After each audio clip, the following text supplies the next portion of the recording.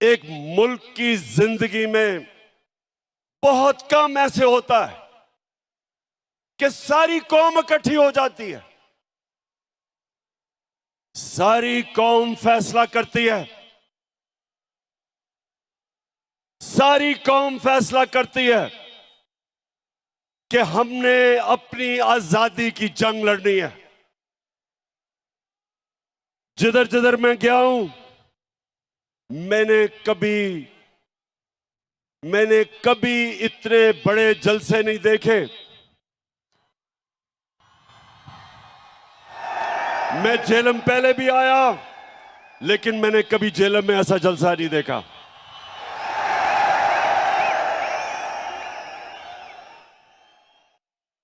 और झेलम उसकी वजह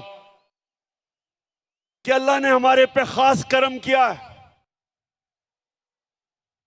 नौजवानों, गौर से सुनो, कुरान में अल्लाह कहता है कि एक प्लान इंसान बनाता है और दूसरा अल्लाह बनाता है। जो प्लान बनाया गया था, साजिश बाहर से हुई। एक डोनाल्ड लू, अमेरिकी अंडर सेक्रेटरी, हमारे अमेरिका के सफीर को बुला के तकब्बुर में उसको हुक्म देता है कि अगर पाकिस्तान ने इमरान खान को अदम एतमाद में ना हटाया तो पाकिस्तान के ऊपर बड़ा मुश्किल वक्त आएगा। और फिर साथ कहता कि अगर पाकिस्तान ने इमरान खान को हटा दिया और चेरी ब्लॉसम को ले आए तो सब माफ कर दिया जाएगा। और फिर सारी साजिश होती है, यहां के मीर जाफर और मीर सादिक उसमें शिरकत करते हैं। 22 करोड़ अवाम का मुंतखब हुकूमत वजीर आजम, उसको साजिश के तहत निकाला जाता है। और फिर जो असल इस मुल्क की तौहीन की जाती है कि मुल्क को जो 30 साल से इस मुल्क के बड़े बड़े डाकू जो इस मुल्क को लूट रहे थे, उनको ऊपर मुसल्लत किया जाता है। और इसमें अल्लाह एक करम करता है हमारे पे कि हमारी कौम की गैरत जगा देता है, हमें बेदार कर देता है। उस कौम की जो कौम ला इलाहा इल्लल्लाह के नारे पे खड़ी हुई थी, बनी थी, उस कौम की खुददारी जगा देता है। मेरे पाकिस्तानियों, जितना भी हम अल्लाह का शुक्र अदा करें वो कम है,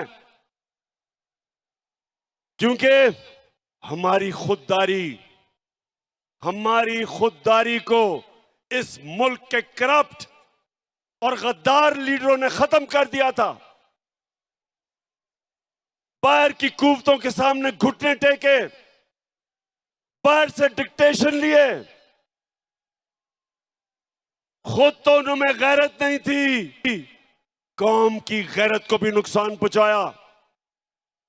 तो अल्लाह तेरा शुक्र अदा करता हूं आज मैं कि तूने मेरी कौम को जगा दिया है। 26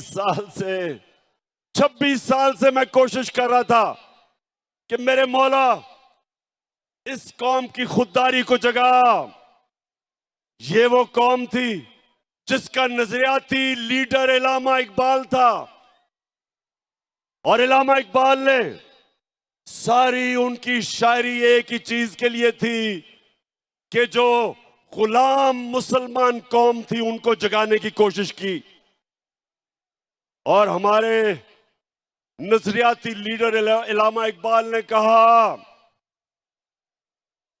कि उस रिस्क से मौत अच्छी है जिस रिस्क से आती है परवाज में कोताही। इस नजरिए पे पाकिस्तान बना था। और ला इलाहा इल्लल्लाह, ए अल्लाह तेरे सिवा हम किसी के सामने नहीं झुकते। तो जब बैरूनी साजिश के तहत चेरी ब्लॉसम बूट पॉलिश को ऊपर बिठाया तो कौम जाग गई। और आज मैं देख रहा हूं कि पाकिस्तान को एक कौम बनते हुए, ये बड़ा करम है अल्लाह का।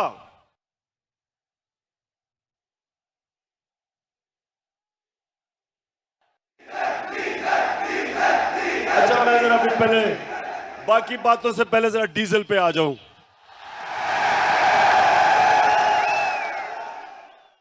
अच्छा जरा सुने, फजलुर रहमान भी अब उसकी भी जमात इन सारे चोरों के पलंदे में ये सारे इक्तदार में आ गए हैं, बंदर बांट हो रही है।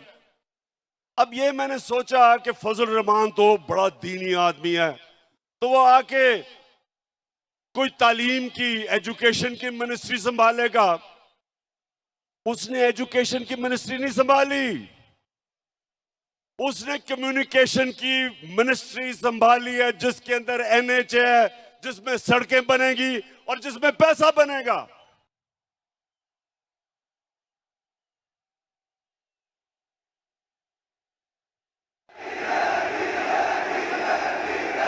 अच्छा, और पाकिस्तानी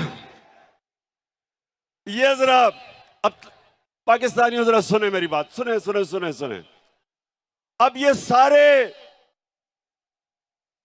ये जो चोरों की कैबिनेट बनी है 60% जमानत पे हैं। किसी ने 18 कत्ल किए हुए हैं। शरीफ खानदान ने 40 अरब रुपए की चोरी का हिसाब देना है नैब में और एफआईए में। वो जरदारी उधर अरबों रुपए का उसने जवाब देना है, जो फेक अकाउंट्स में पैसे, एयान अली के भी उसी अकाउंट से पैसे जा रहे थे जिसमें बिलावल। अब जो मफरूर है, सुने नौजवानों, जो मफरूर है, जो सजा याफ्ता है, जो झूठ बोल के भागा है, जो अरबों रुपए की प्रॉपर्टीज में लंदन में रह रहा है, उसने सारी कैबिनेट को लंदन बुला लिया है। तो पाकिस्तानियों ये याद रखें कि ये सारे कैबिनेट लंदन जा रहे हैं आपके पैसे पे। ये अपने पैसे नहीं खर्च करेंगे, ये आपके पैसे पे जा रहे हैं। और वहां जाके मफरूर साहब को मिलेंगे,